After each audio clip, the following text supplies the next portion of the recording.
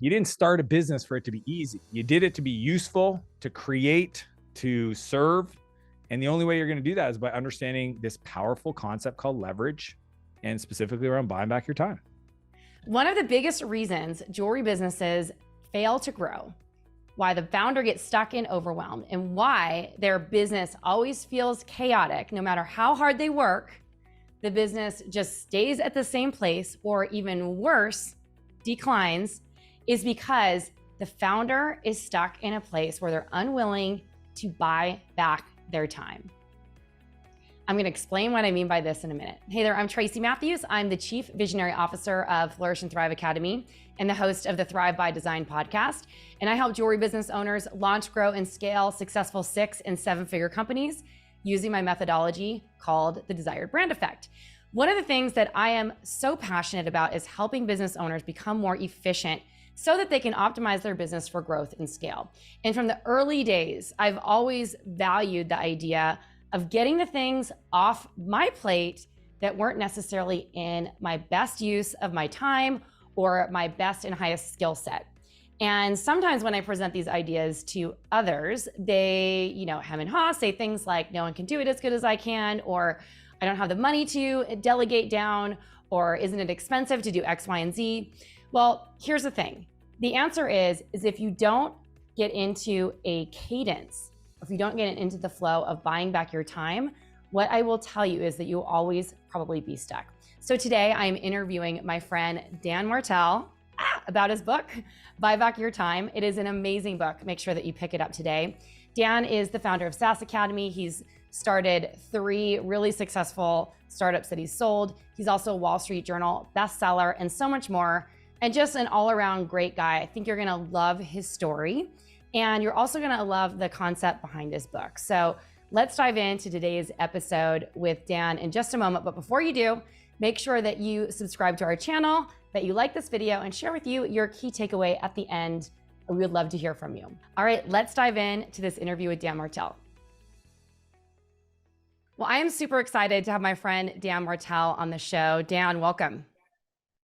Tracy, it's an honor. You know how much I care about you. This is so much fun. Like, it's going to be weird because we know each other well. So I just want to let everybody know that I'm committed to giving 110% and hopefully it be one of the most transformative podcast episodes you've ever had, which I know is a tall order considering you've had some incredible people, but that's the shot I'm going to call.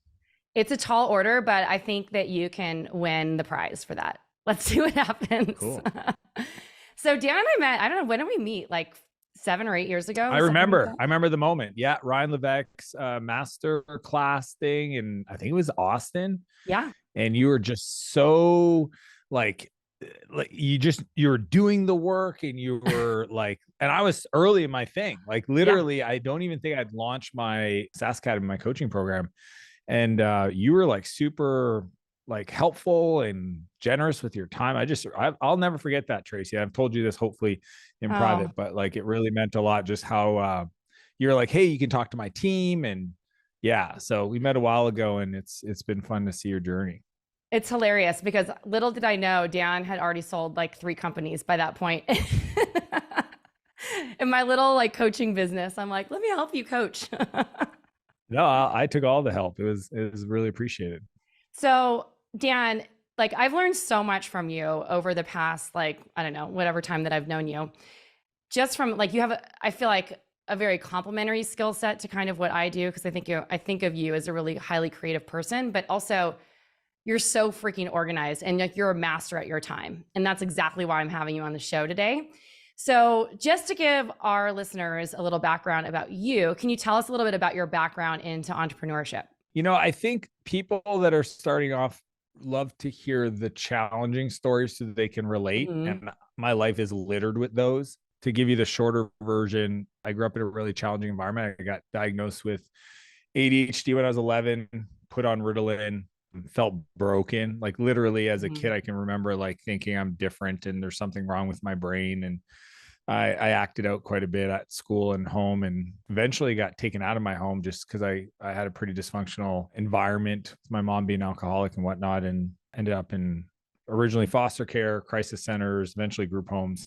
And then I think my life just kind of like got crazy at about 13, 14, I got introduced to Mhm. drugs. And, I'm kind of guy, you know me well, like if I do anything, I go all Yeah. in. And that was part of my DNA back then. So I went all in, ended up hanging out with people twice my age, learning stuff I should have been learning as a 15-year-old, ended up in jail a couple times. And really, I think the moment that changed for me was when a prison guard named Brian sat me down and essentially shared his belief in who he thought I was, not Mhm. who I thought I was. And just told me, like, I don't know what you're doing here, man. Like, you don't belong here.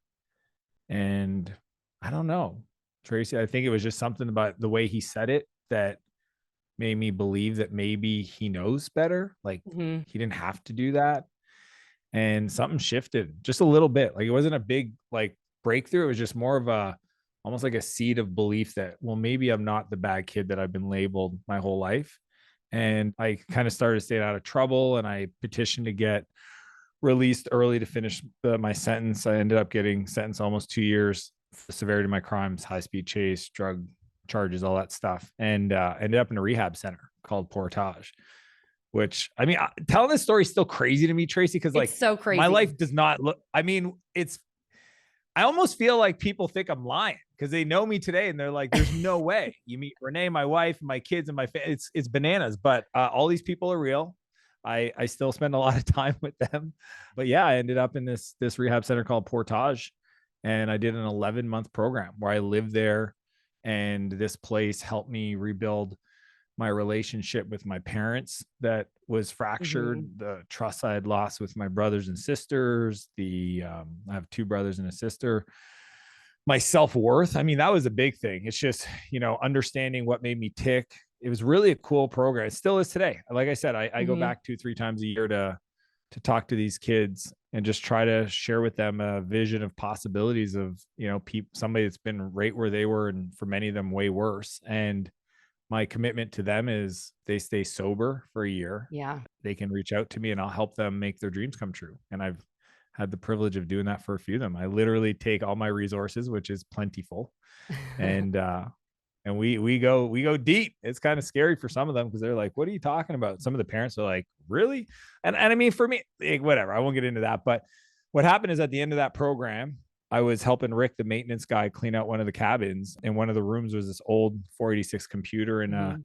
yellow book on Java programming sitting next to it. And I never touched a computer, read a book, opened it up, and it just kind of read like English. I mean, if anybody's ever looked at JavaScript, it's kind of the same thing. It's like if this, then that. And Mhm. I just followed chapter 1 of this book, and within 20 minutes, I got the computer to say hello world. That's so And cool. Okay. that I remember the first that time shifted everything. I remember the first time you telling me this entire story, or not, you weren't just telling me, you were speaking about it on stage. And I was so shocked. I'm like, I'd met you like several times at that point. We'd hung out like many times. I'm like, this is my friend Dan. He's like a really successful entrepreneur. I'm like, holy shit, he's a hot mess. Like he was a hot mess back in the day. And it's like, makes you feel so much better. Like in a way that like we are all starting from this point of chaos, which is one of my favorite parts about your book that we're going to talk about later. I don't want to spoil it, but so that was like the start of you coming into an entrepreneurial journey. So you've sold a couple of companies. You want to just mention what that's all about? Yeah. Yeah. It is funny. You kind of say like, I, I, my buddy Josh says it best. He says, every troubled kid is one caring adult away from being a success story. Mm-hmm. I don't know why that gets me emotional, but Yeah.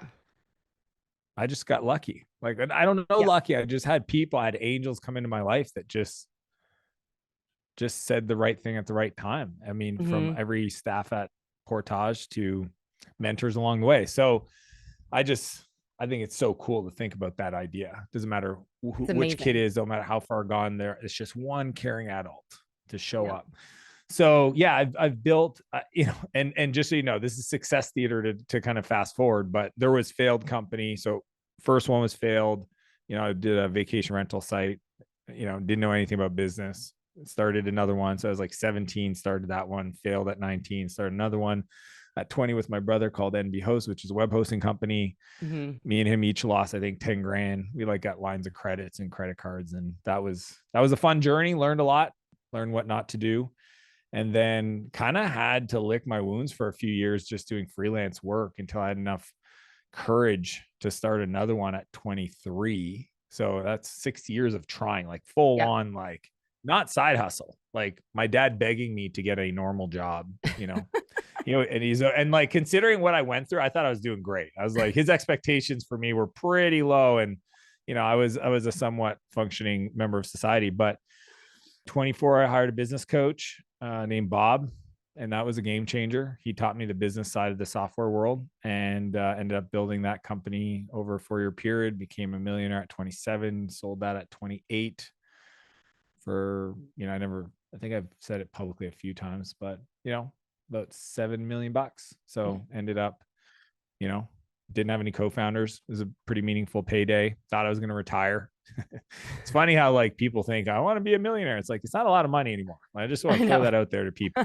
I looked at the other day and it was like a 1940s million is 10 million today. So like in the last 80 years, inflation's gone up 10x on our cost. So, and then I ended up moving to San Francisco, just to kind of, I wanted to see if any of my crazy ideas would work in the land of Silicon Valley, and ended up starting another company, Flowtown, built that over 2 years, raised venture capital, exited that company. And then I did another one a lot of people know about called Clarity, because it was a bit more like entrepreneurial in nature, where you could just pay. It was a marketplace to get advice over the phone. And that one did really well. As I raised money, I think raised almost $2 million in seed capital from like Mark Cuban, a bunch of people, exited that company. So it was crazy, is that in a 10-year period from 24 to 34, almost to the day, I built and exited 3 software companies. That's so cool. I share that because the previous 7 years was literally me in no man's land. But what I learned, and I actually have this statue here if you want to see it. Yeah, let's see. The statue is so cool. You just showed it to me. Yeah. So this guy, it's kind of like a fat suit, and he's chiseling his way out of the thing. That's a chisel and a hammer. If you guys are listening to this, but essentially it's a Greek god man inside, and then he's chiseling all this stuff around him. And for me, the way I think about it is my journey up to the point where I started my 3rd company that finally succeeded. I was building that person, right? And even when we're going sideways or failing, we don't realize that we're going through the things that we need to learn to become the person who can actually receive the things we've been asking for. Exactly. So I don't like that lesson. So right powerful there, as an idea. That lesson right there is like everything. All the failures are teaching you who you need to be in order to become the person to get what you actually want. It's one of those things that maybe you're lucky enough to hear from somebody like myself today, but man, it's powerful. And it makes me appreciate new challenges that come up every day. I mean, the truth is my life didn't get less big problems. I just got better so that those problems don't affect me the way they used to. Yeah. Right. So like I call these factors of 10 problems. So yeah. And along the way, I got lucky to invest in a bunch of software companies. I've invested in over 60 technology companies as an angel investor. I was named one of the top angel investors in Canada. I don't really want to go through the accolades. The thing I'm most proud of, obviously, is your book, Buy Back Your Time, Wall Street Journal bestseller. And just, I'm really loving creating content. I don't know, Tracy, if you see my Instagram, but I'm like, you had a reel get 1 million views. I'm all in. 3 reels a day, shooting. I've got a media team. I just got to a place in my life where I'm like, you know what? This is, and I hope you can resonate with this, because it's really, really like, I'm like vibrating so hard on this, is I really think that every person is here to do 2 things. One, become the best version of themselves, what I call the 10.0 version of themselves, right? In all ways. I'm talking about emotional intelligence and courage and drive and consistency and mental toughness, whatever it is, 10.0 version of yourself. If you take all your like best moments at different points in time and you put them all together and you operate every day, every hour from that place, that's the aspiration, right? If you're a person of faith like I am, it's the person that God created you in their image. Like he created you in his image, that person. So that's 1. And 2 is share with the world, share yourself with the world, right? Like put yourself out there, use your story, your testimony for me as a way to help other people. Like the most powerful thing I've got is my story. And it's so crazy because I didn't tell that story for almost 17 years. Isn't that crazy? I never told a person, not my fiance at the time, nobody, from 17 till I was 30 something. I just kept it to myself. I was ashamed of it. Didn't want anybody to know. When did you first share it? MMT, Mastermind Talks, 10 years ago this year, because Jason just posted, the founder, Jason Gaynor, just posted it today, is his 10-year anniversary. And I was one of the speakers. And the only reason I told it, I don't know if you know this story, but what happened is that right before I was about to go on, about an hour before, because it was lunch, I was going on right after lunch. He tells me, hey, Dad, I just want you to know, I was supposed to do a talk on balance, business and balance or whatever. Yeah. And he goes, if you weren't aware, whoever gives the best talk voted by the audience today, there's about 200 people there, I'm going to donate $25,000 to the charity of their choice. Oh, so you had to bring it. And I knew there's no way I'm going to win talking about business and balance. So I was like, okay, because Portage saved my life. I've been donating and supporting. So I was like, this is too meaningful. So I'm going to, it's 200 people, low stakes. And I remember Renee was there. She was pregnant with Noah, our second, but Max was born because they're 11 months apart. There's Irish twins. And I go, I'm going to go back to the hotel, work on my talk. Cause I never told the story. I had to figure out the arc, what are the points? Can't just go on stage and share a crazy story without any points. And she goes, okay, cool. But I got a surprise for you. And I was like, what's that? She's like, my parents are in town. They want to come watch your talk. I was like, babes, not even joking. I said, can you do me a favor? She's like, what? I said, don't let them leave until we talk. She goes, why? I said, I'm going to share some stuff you don't even know about. And it's probably going to cause some questions. So can you please just have them stick around after? I want to talk to them. And I went on stage and I was a mess and I got through it and I had a standing ovation. Now the story would be awesome if I won the prize. You didn't win the prize? I came in second. I didn't. I came in second to Joey Coleman. But anybody knows Joey, never lose a customer again. I mean, he's a world-class speaker. I wasn't a professional speaker. I'm a software CEO. But I came in second. And to this day, Jason even posted today that it was one of the most important talks that was given because I created a sense of vulnerability for the rest of the speakers and the audience to kind of share their story. And this is what happened is at the end, I ended up having people come up to me, like 4 or 5 people, folks, that would say stuff like, I've never said this to anybody, and then tell me something. Yeah. I went to jail as well. I had a DUI when I was 24. Nobody knows this. Whatever. And I was like, whoa, you know what? If the cost of me connecting with people on a human level at that level is me sharing my story, I will never not share it. Yeah. And that was the day. And it was scary. But when I wrote this book, I opened with the full story. And I remember my dad hearing about it. And Tracy, he called me. He did? To ask me. He did. He goes, hey, would you consider not putting that part in the book? Oh, really? Yeah. Yep. And you said no. In the most polite way I could. I just said, Dad, the reality of it is I know it might cause you embarrassment or shame or whatever. I don't know. I don't know your story or how you're feeling about it. But all I know is that it will help way more people. Mm-hmm. And I'm not going to wait until you move on from this earth for me to publish that in writing, because I've been telling the story publicly anyway. It's on YouTube, Dad. And if you talk to him today, you would hear a father that is ridiculously proud of his son, this book. Like he literally tells I was talking this morning. He's like, who is he talking to? Some guy doing an appraisal for a cottage. And he's like, you know what you need? You need to learn how to buy back your time. You should get this book. It's my son's book. So super proud. But yeah, I mean, it's anybody that's got a story that they feel ashamed of. I get it. But I also know this, the person that has no secrets is the freest person in the room. It's so true. That's a great way to put it. I got no secrets. I put it all out there. All of it. I'll tell you all my warts, my wounds, my challenges, because I'm just getting better any day, every way. So it's like today's problems are going to seem kind of ridiculous in 2-3 years.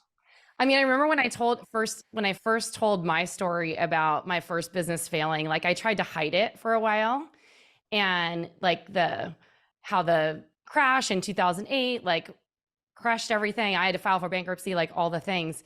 But the first couple times I told it, I could not stop crying. Like it was so hard to tell the story. But at the end of the day, that story has helped thousands, tens of thousands, 20,000, like hundreds of thousands actually of people at this point.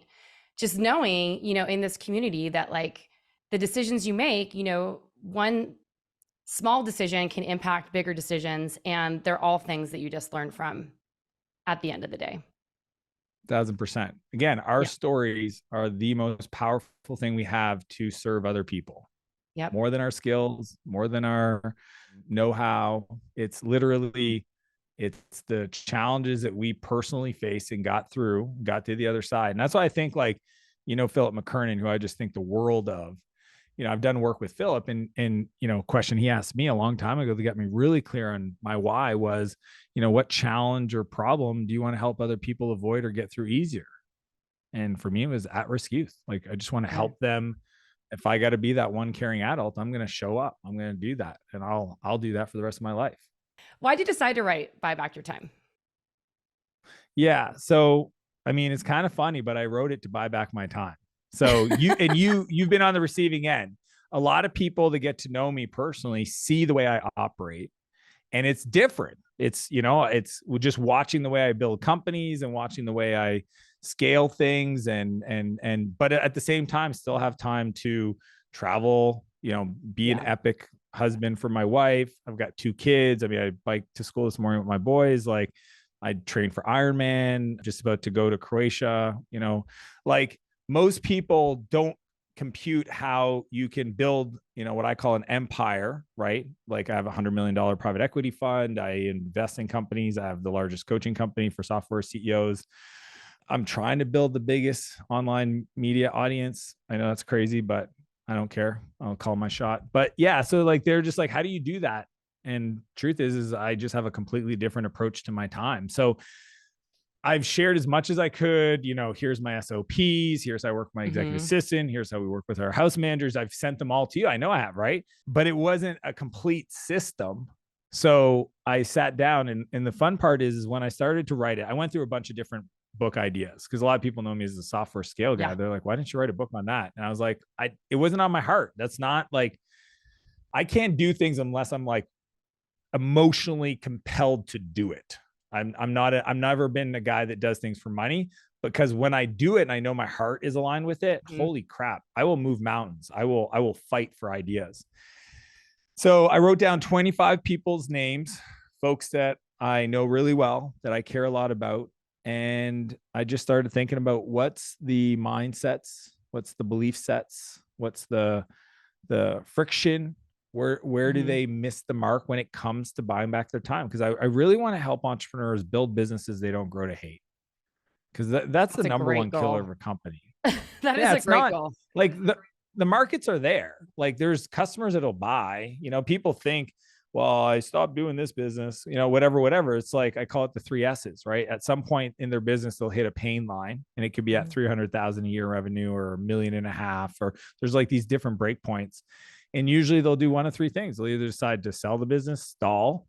I don't want to grow. So either I'm going to sell it, I'm going to stall it, or I'm going to sabotage it. Sabotage is a funny one, because they don't even realize they're doing it. I know. Right. But I've been there. They're, yeah.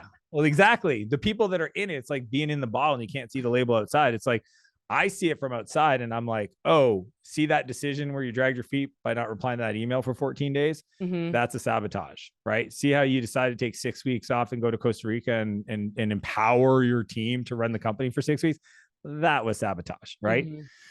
You like create these scenarios that are going to end up in a glorious flame of disaster that you got to deal with, because then it's easier to point to that as the reason you stopped or didn't grow or failed than to actually look in the mirror and say, you knew better.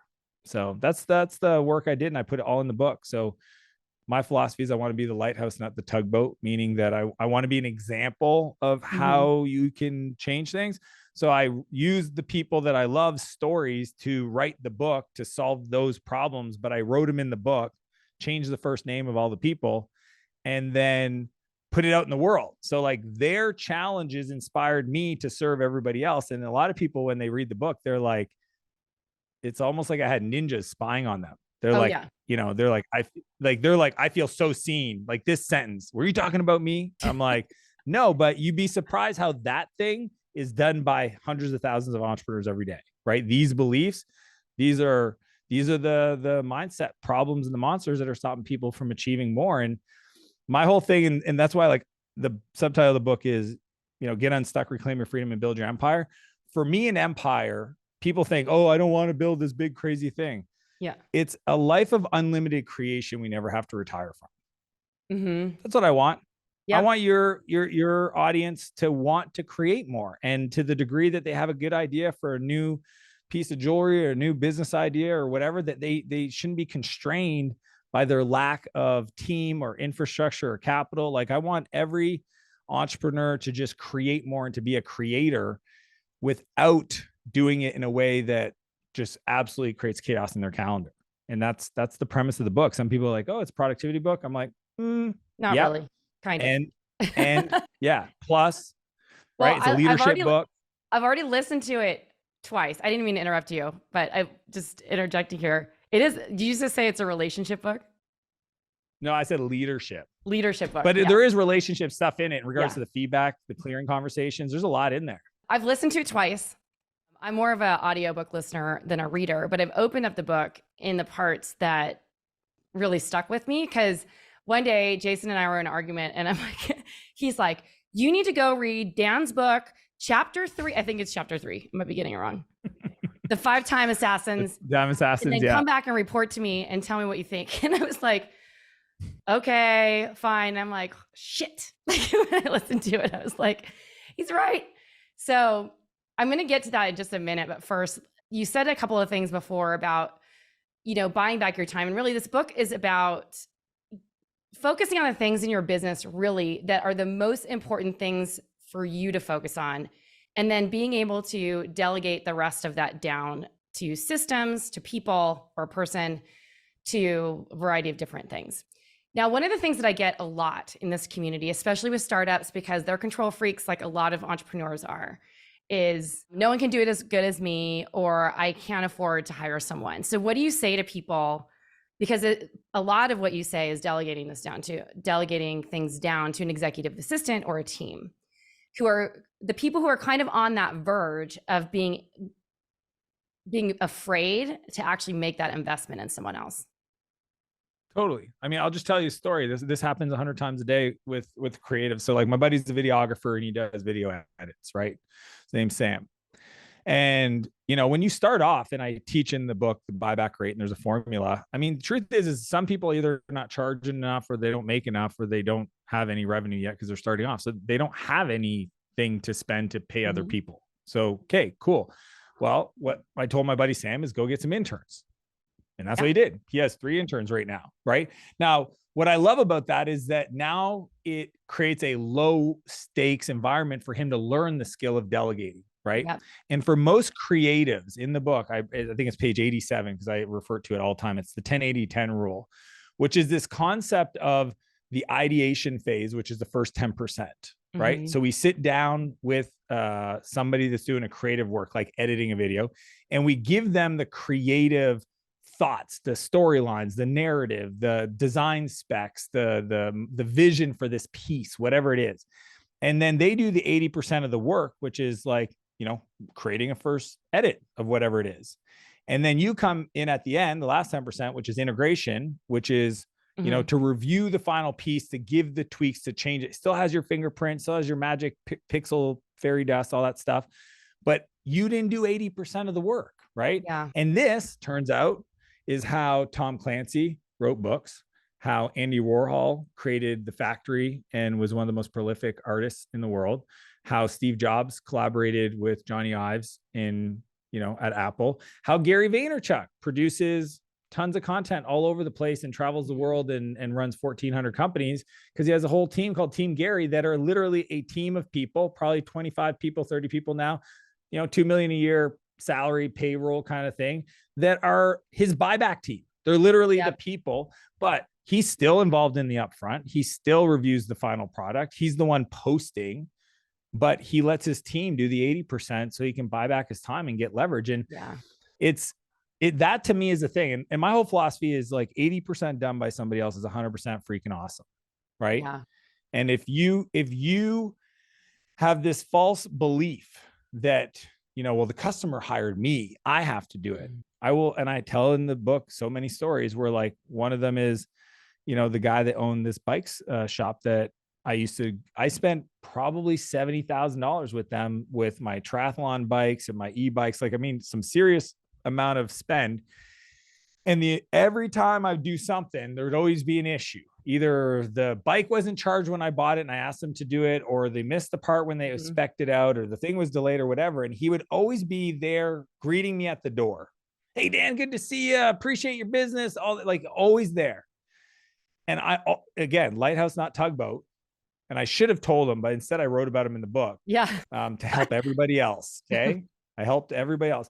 What I wanted to tell him is, dude, I don't need you to shake my hand when I walk in the door. I don't need you to be the nice guy. I don't need you to think that I think that you're always here. I need you to get in your office and figure out the systems to solve the problems, because I'm going to go somewhere else.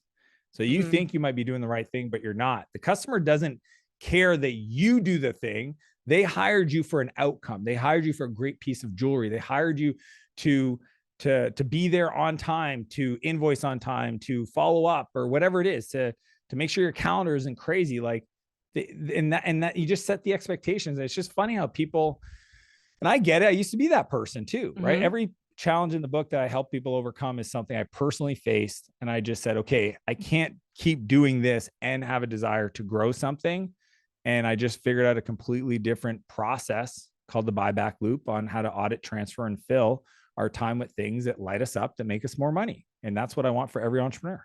Just everything you said is great, because one of the things that I feel like a lot of jewelry business owners say to themselves, like they start in the business because they're good at making jewelry, but then they get to a point where they can't handle any more capacity. And one of the things I realized very early on is that I like making jewelry, I like designing, and I like doing sales and all that stuff. Me being like a robot making the same thing over and over again was not inspiring. And so one of the big things that I'm always trying to like shift the perspective on in my community is like, come up with the idea, maybe make it the first time, hire out the production, and then you have the final stamp on it. And this is how I've built my second jewelry company, because like, I know that the jewelers are like way freaking better at making the jewelry than I'm ever going to be. And they can get it done so much faster. You flipping to a page? Well, it sure sounds like the buyback principle, 10-80-10. It was literally exactly what you just said. Ideation, they execute the production. And then at the very end, it's called integration. And then you have completion. It's like, the pattern shows itself all over the world. It's just some people have never seen it and they don't understand it, or they've never tried it. But once you do it, you'll be like, oh, it's like, I'll tell you another example, Tracy. My friend does like marketing, but like 1 day marketing things for clients, right? Like the full like deep dive. Like VIP day. And VIP days. They have a name for it, but it's a VIP day. And it all of a sudden got successful. And it was like her whole week started booking out. And she got super anxious, and so what happened is she was like, okay, I'm at capacity. I'm done. I'm good. Like, this is it. And I was like, why? And she's like, because I can't handle anymore. And I was like, walk me through what you do in a day. Like, literally, I just drew on a piece of paper, a line. I said, tell me what you do. And we just wrote all the stuff down. And I said, this, everybody should listen to this. How much? So these part here, if you had to pay somebody that actually knows how to do this per hour to do this stuff, what would you have to pay them the most? She's like, oh, gee, I could find somebody great for like probably $100 an hour. Okay. What do you charge for a VIP day? $5,000. Yeah. So 6 hours, 600, you charge 5, and you don't think you could buy back some time. And I could literally see her brain go, oh my gosh, if I had that, then I could do this, and then I could do that. And I'm like, yeah. And the reason why you're not marketing anymore is because you don't have the capacity. See, most people don't realize that they sabotage themselves on marketing and Mm-hmm. sales, not because they don't have opportunity. They actually do. Their inbox is full. If you have an audience in social media, you have followers, you have 4,000 followers on Instagram, you have enough business to keep you busy for years. You just haven't messaged them because Yep. you don't have the capacity to actually do the Exactly. work.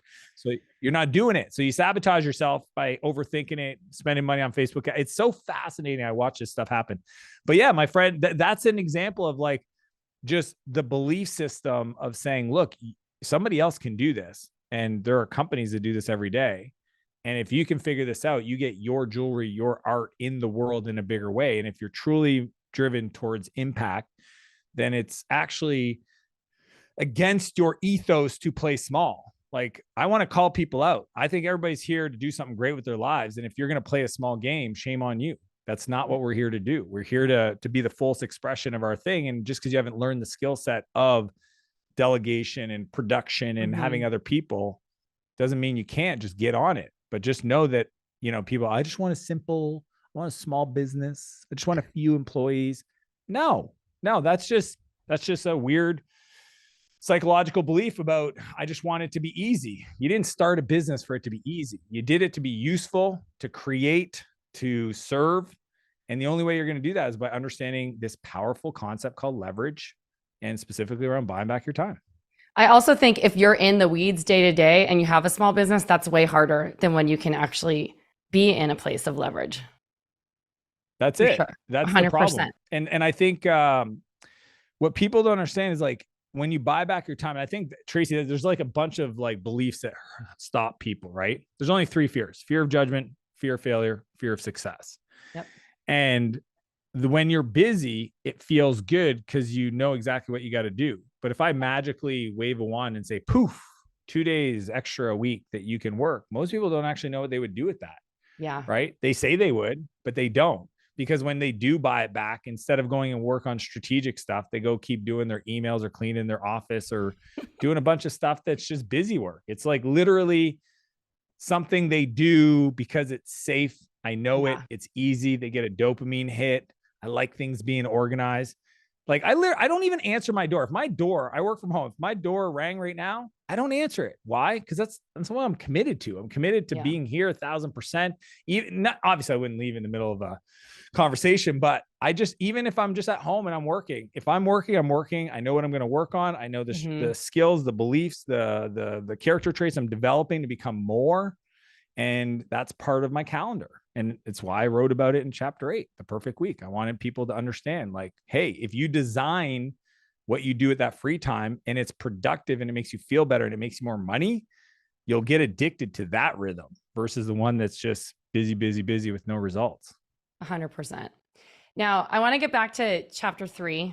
It was the most triggering thing to read, but also really resonated with me about this idea that a lot of successful entrepreneurs come from really chaotic upbringings, but also they're trying to replicate that. This is the summary in their life, in their business. And so they create chaos for themselves to feel like important, like they have to solve problems and stuff like that. So let's talk a little bit about that.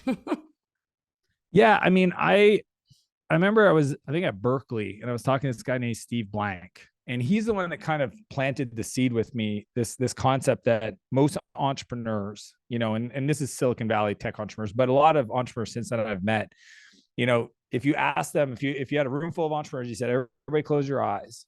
And you said, if between the ages of like 9 and 13, you dealt with something, chaotic in your family, in your situation, in your personal life, raise your hand. And usually like 70% of the room's hands go up. And the reason why I think is because those people at a young age are given the gift of understanding how to deal with massive amounts of uncertainty and challenges in the face of being very literally young. Like at a very young age, they learn how this is normal.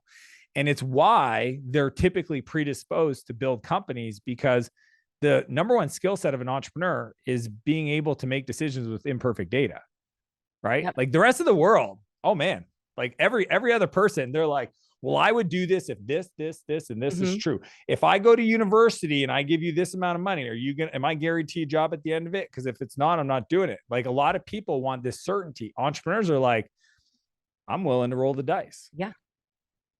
Right. So they have this gift at a young age to learn that. Now, the problem is that it's a double-edged sword, because in your business, as you start going, the early days, it's chaotic through nature of just trying to produce something from nothing. I mean, entrepreneurship is the most beautiful form of creativity and art. You're literally, I've got a vision for this thing and I've got nothing today. I may not have money or anything. And it's just like, I'm going to will it to be. Like, it's just awesome, right? From an idea to a thing that creates value for people, that there's economic exchange for.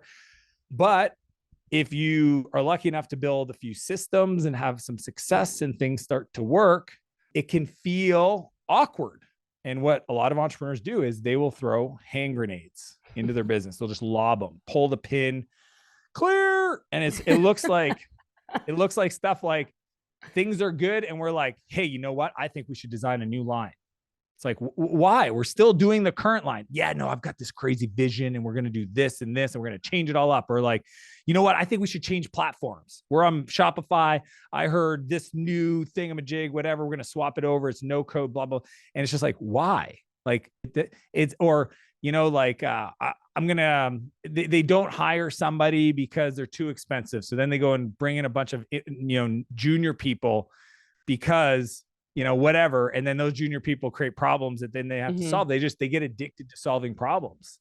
Right. And, so that's why I wrote that chapter of these 5 time assassins, because even before you try to spend money to buy back your time, you should just stop being the person that creates problems that suck your time. And that's what those 5 assassins are there to describe, which we can be some of them, some of the time, all of them more than others. I mean, I tell my personal stories in every one of them of where I struggled with them and the impact they've had on my life. But yeah, for a lot of people, it was a big eye opener.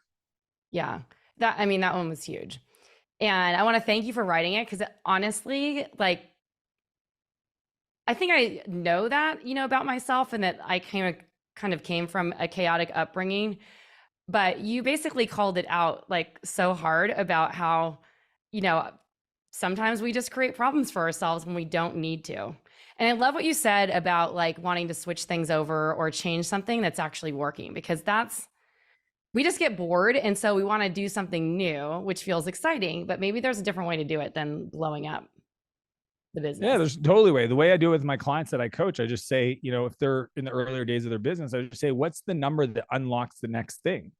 Yeah. What's the number? Is it $500,000 in revenue? Is it $1 million in revenue? Is it 2 million? Like, then you have a target to race towards. And then at that level, because usually, but then Tracy, here's the dirty secret, is at that level, you usually then see how much life gets better, and the problems at scale are actually the problems you should be dealing with, not creating new ones out of chaos. So most people that get to that level go, you know what, I don't want to do that new thing anymore, because this thing's really awesome and there's some really meaningful, meaty problems I got to work on anyway. So it's working. But yeah, that's the way I just say, call your number. Right? I'm not saying no, I'm just saying not now.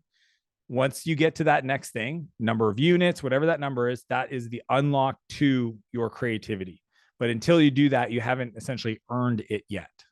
Love that. Now, if for all the people who are listening to this show, who know that they need to buy back their time and want to try to figure out what to delegate first, some of them may have a team, but they still feel inefficient. Some of them might not have anyone working for them. What's your recommendation for them to get off their plate first? Yeah, 100%. I think it's chapter 11, the replacement ladder, something like that. But I wrote this because a friend of mine asked me, he said, if you were starting from scratch today, what sequence would you hire people in? Right. So essentially I sat down and I thought, okay, well, what's the thing that has the low, like the grouping of activities would be the lowest cost to pay somebody, that would buy the most time back, that would be the least creative required by the entrepreneur. So the first level is administrative tasks, right? We're talking accounting, scheduling, emails, calendar, bookings, research, travel, whatever. It's administrative tasks. Like, a lot of people are like, oh, I'm not too big. I mean, why would I hire an administrator? I don't want to get into it. I have people calling me now because I wrote this book to go argue on their behalf to their investors. And I'm just like, I'm not doing that. I'm not playing that game. But for me, it's the executive assistant. Like Yeah. if I lost it all tomorrow, first thing I would do, I've already talked to my brother, go to my brother's house, sleep on his couch for a few weeks. He's going to give me some money. I'm going to hire an executive assistant. And while she's dealing with the opportunities that I've created, yeah, I'm going to go out there and I'm going to talk. I'm going to figure out how to create some value, and they're going to grab these things out of the air and get them sorted and scheduled and figure it out and put it in my calendar.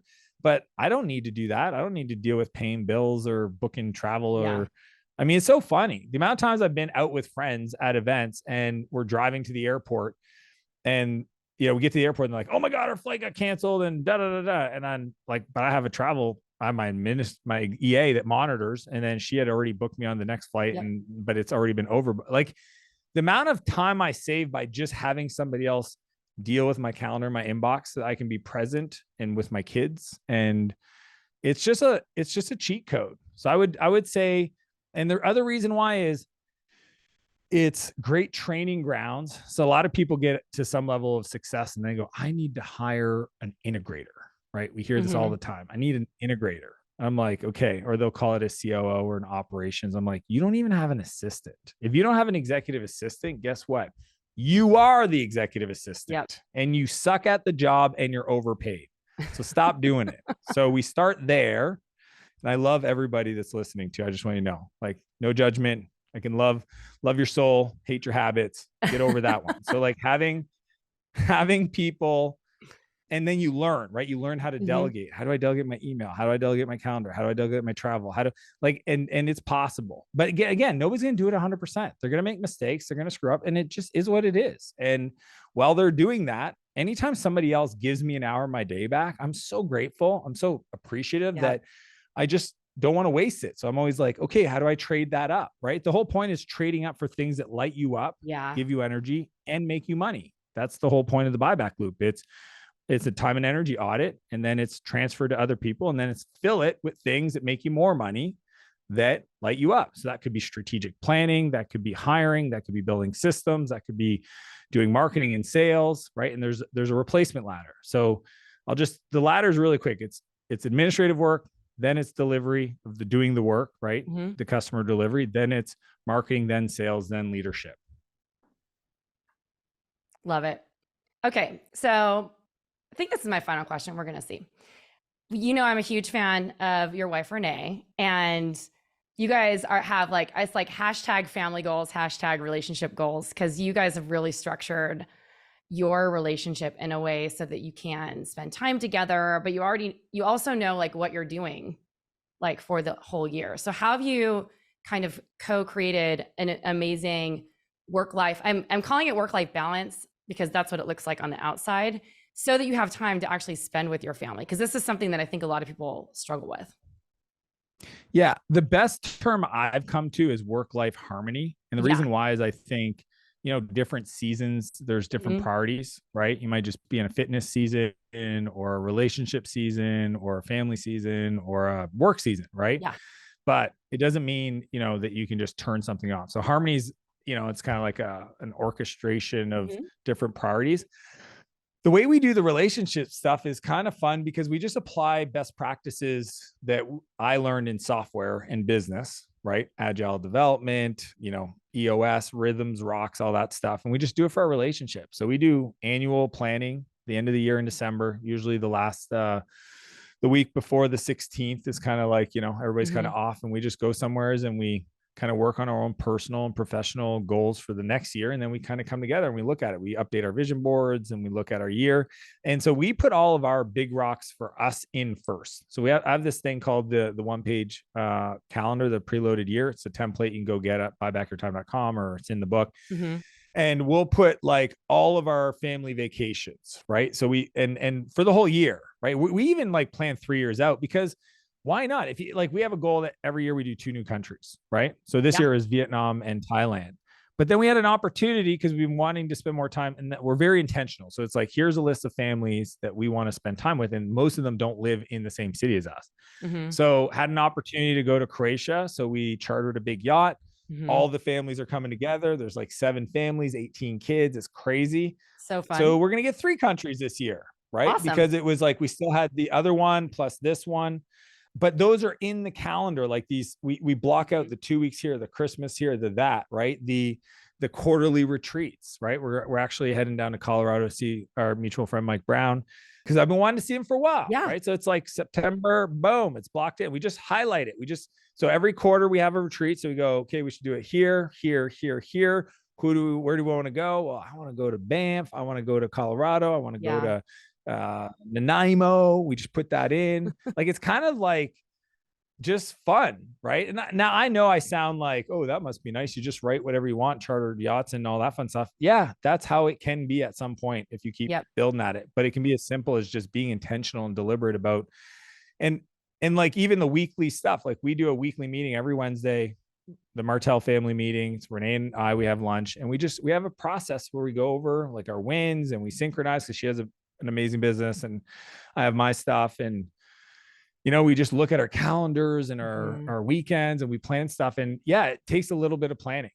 So some people are allergic to it. I get it. I coach these people. They're like, I like to be free. I don't want to commit to anything. I'm allergic to, and I get all this. And it's like, then just know you'll never be as productive as somebody else that is. Like, that's just the truth. I will do 5 times more in a year than any other person, because I'm very intentional about my time. And I review it. And it's just the same idea. If you've ever seen the big rocks, Tracy, I'm sure you've seen it. Like you have a jar and you got big rocks and pebbles and sand and water. Because I do that with my time, I'm able to fit so much into a year, into a day, into a week, into a weekend. Right. And if anything, it's why I have so much freedom, is because I'm willing to embrace the intentionality of those constraints. But that's how Renee and I do it. We do date night every week. Every second week we do a couples date night. So we have a list of activities we want to do, from laser tag to rock climbing to friggin' scooters, e-scooters. All the things. We just do that. All the things. It's like you just design the life you would be like, in a perfect world, this is the life I want to live. Now, it does help that I have a partner that's also on board. I do get some people don't have that. Then you just figure out like, okay, there might be a gap between where you're at today, and it might take you 3, 4, 5, 6, 7, 10 years to get there. But hey, at least you have a vision. And every year you can just plug away at it. And that's what we do. And that's what we've done. So important. Dan, this has been such an awesome interview. Where can everyone buy your book and learn more about buying back their time? Yeah, you can get it on Amazon, your retailers, but come back to buybackyourtime.com, because I created a whole workbook for the book that's got all the formulas and the scripts and the processes and the models. But most importantly, Tracy, I just want people to hit me up on Instagram. If you guys hear this podcast, just find me there, Dan Martell, 2 L's Martell, and send me a message. Be like, hey, I just heard you and Tracy speak. I'd love, thank you, or I got your book. And the big thing is just to leave a review. I mean, I'm trying to I'm creating a movement, right? I want to create a movement of the buyback principle being standard language amongst all entrepreneurs, right? Because I want to help them build those businesses they don't grow to hate. And the only way that flywheel continues to grow is through reviews on Amazon. It's the one force to get this movement going. So if anybody gets any value from this or reads the book, obviously read the book, leave a review. It'd mean the world. Thanks, Dan. Awesome having you here. Thank you so much for watching this interview today with Dan Martell. I hope that you enjoyed it. Make sure that you head on over and buy his book, Buy Back Your Time, and go say hi to him on Instagram and tell him what you loved about the book after you read it. All right, thanks for listening to the show today. Ciao for now.